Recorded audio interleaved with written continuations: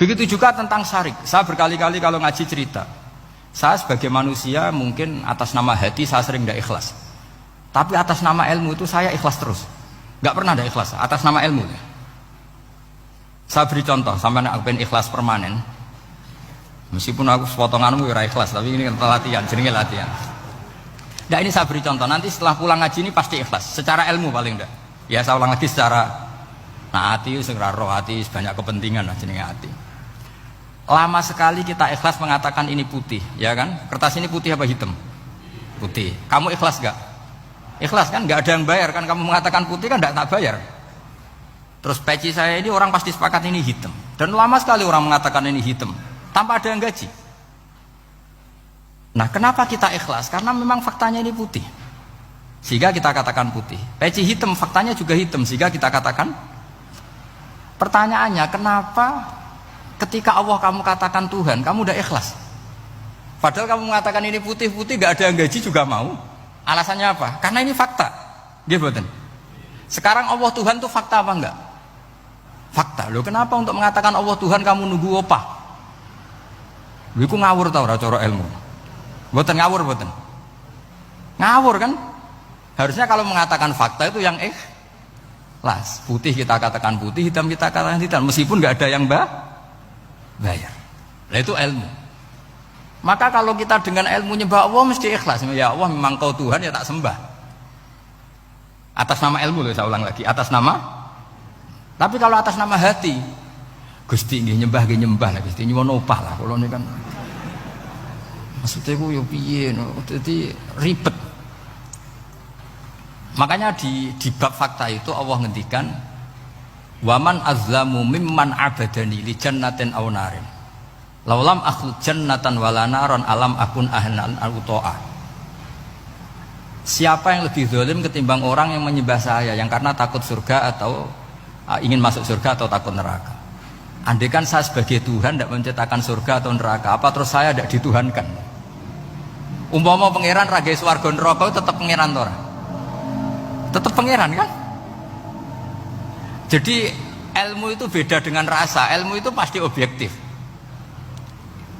Nah dulu saya ulang lagi, orang kafir itu dijak begitu itu mau. Sehingga ketika mereka Islam hari pertama saat itu juga langsung ikhlas karena logikanya permanen. Saya beri contoh ya.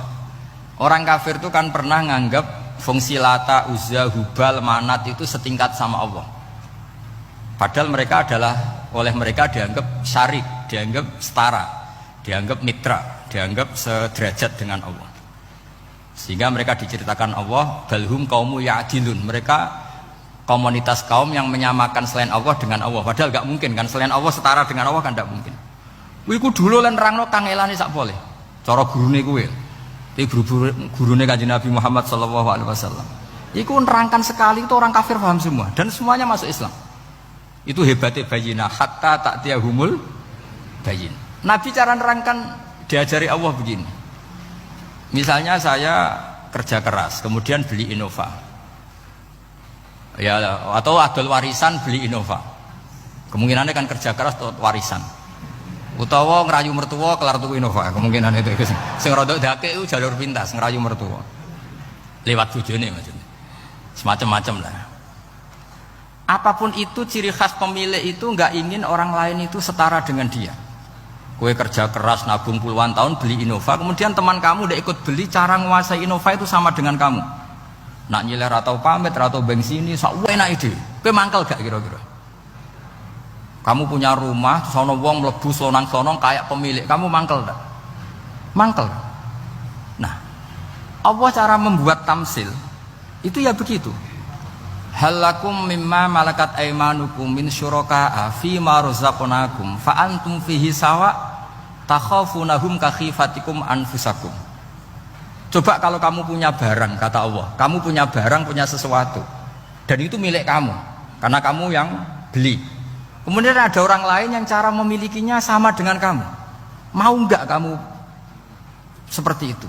Ya tidak mau Muhammad, ini milik saya kok ada orang lain yang merasa setara dengan saya, tidak mau saya. Kalau orang lain mau pinjam ya harus ngemis-ngemis lah, harus dodok-dodok. Ya seperti itu Allah itu bumi itu yang menciptakan Allah sendiri. Kemudian kamu menyertakan orang yang tidak ikut menciptakan setara dengan Allah. Ini apa-apaan? Oke mat, kalau gitu Allah la syarikalah. Jadi itu tamsil apa? Saya ulang lagi ya, kalau kamu beli Innova, mau nggak ada orang lain yang cara menguasai Innova itu setara dengan kamu? Mau nggak? Nggak mau kan? Bahkan istri saja nak nganggu kudu pamit. Nak lagi nengan, arah nengan ya oleh. Tapi apapun itu kan tetap saja harus pamit, harus prosedur. Namanya ndak ikut punya. Nah itu kemampuan ini yang mulai hilang di umat Rasulullah. Jadi Nabi itu punya fatona. Fatona itu kecerdasan untuk memberi penjelasan. Disebut orang kafir itu tidak akan infikak, tercerabut dari cara berpikir mereka. Munfakin hatta ta'tiyahumul. La bayina itu siapa? Rasulun minallah yatlu suhufam mutahhar. Jadi Nabi itu kalau memberi penjelasan itu gampang sekali. Baik itu penjelasan akidah maupun penjelasan fikih. Dulu di Medina itu abkhasun nasi kailan. Orang Madinah itu orang paling curang kalau dagang dulu sebelum Rasulullah datang. Sehingga misalnya mau beli pelem itu mangga itu, pentil ya dihitung pelem. Jadi busron itu kurma pentil ya dihitung kurma. Misalnya kulaan pari hijau wis dituku, padahal urung jelas jadi padi.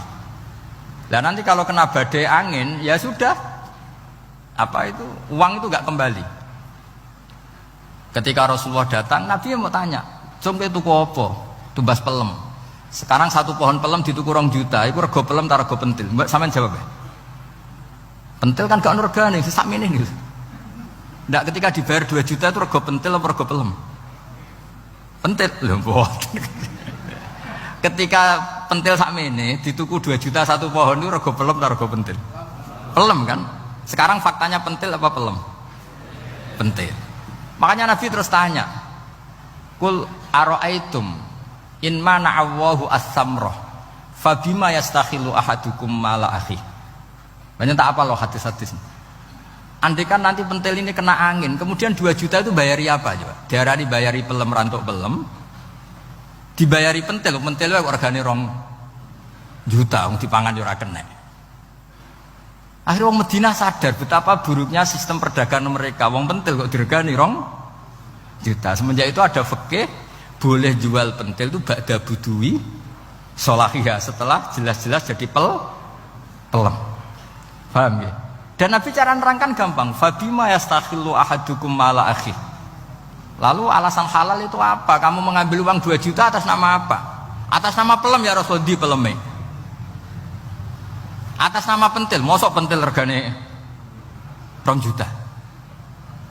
Jadi akhirnya orang Madinah sadar semenjak itu tidak jual buah-buahan qobla budui sholahiyah, sebelum kelihatan berstatus napa? Samroh buah. Jadi Nabi itu orang yang kalau menjelaskan itu gampang sekali. Dulu itu Nabi pernah dibully orang Bedui. Nabi pernah ngendikan la adwa wala tiarota wala hama. Tidak ada penyakit menular. Ya ada orang Bedui itu iseng. Iseng itu ya iseng. Ada unta gudiken, dijejero unta waras. Akhirnya sing waras melok gudiken. Si Bedui ya rodok kurang ajar. Rasulullah ditimbali. Ya rodok kacau ngene. Alhamdulillah gak wong kudus nih. Ya Rasulullah katanya engkau tidak ada penyakit menular. Ini onta ini tidak gudikan, tak jejeri yang gudikan ikut gudikan. Terus Nabi banget pinter ya. Dikira Nabi itu kan kalah ya. Nabi jawabannya enak. Faman a'dal awala. Semua rawi membaca al awala. Mongko te sapa ada maringi nular sopoman al awala sing pertama. Ya nak iki jarimu ketularan iki, lagi ketularan sopo. Sing pertama gudiken. Wah iku asli lah ya maksudku ya sing iki. Jadi Nabi itu gak pernah kalah kalau argumentasi. Nah sekarang banyak umatnya Nabi tambah soleh itu tambah rapati iso mikir biasanya. Makanya Mbah Mun terkenal bikin jargon zada khusyuan zada jalan ini. Karena kemampuan fatona itu juga harus diwaris. Saya beri contoh ini ngaji hujjah, ini masih ngaji tentang Quran. biar kamu tahu kualitas Quran itu